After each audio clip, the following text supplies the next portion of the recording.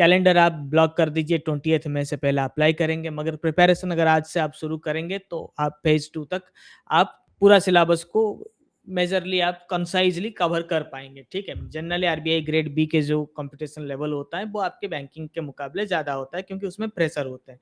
But bankers को जो added advantage उनके लेवल ऑफ अंडरस्टैंडिंग और जो एनालिटिकल स्किल उसका बेनिफिट आपको मिलेगा। थोड़ा-सा अगर रीज़निंग स्ट्रॉन्ग है तो आप फेज़ 1 क्लियर कर जाएँगे।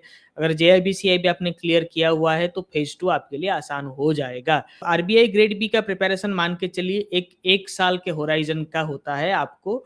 अब नोटिफ़िकेशन आए ना आए, आपको तैयारी करते रहना चाहिए। बट क्या इम्पॉसिबल है अभी क्रैक करना? बिल्कुल नहीं। अगर आप बैंकर हैं, तो शायद आपके लिए पॉसिबल है। अगर आपने इसी बीच कोई एग्ज़ाम दिया है, तो रीज़निंग क्वांट रीज़निंग इंग्लिश का थोड़ा बहुत आइडिया भी आपको होगा, तो वो यहाँ पे आपको हेल्प करेगा। तो ये पेपर है प्रिलिमिनरी पेपर, पहले प्रिलिमिनरी पेपर देख लेते हैं।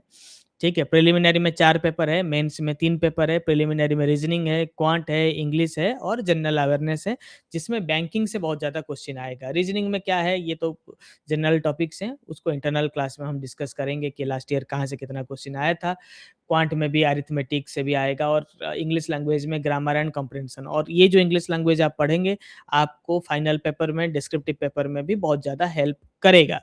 ठीक है?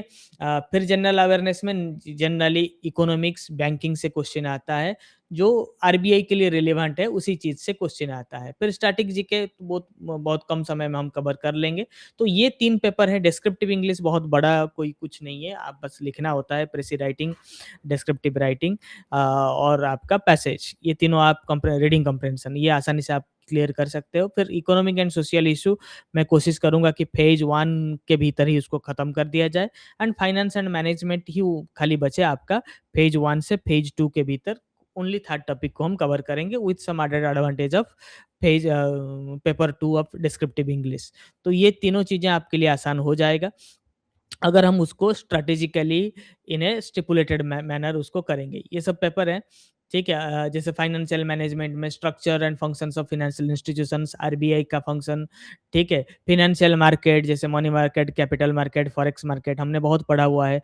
रिस्क, गवर्नेंस एंड इंक्लूजन, ये सब है, ठीक है? तो आपको टेंशन लेने की ज़रूरत नहीं है, अगर आप स्ट्रक्चर्ड मैनर में तैयारी करेंगे तो हम हैं आपके साथ। You have my support, complete support, ठीक है?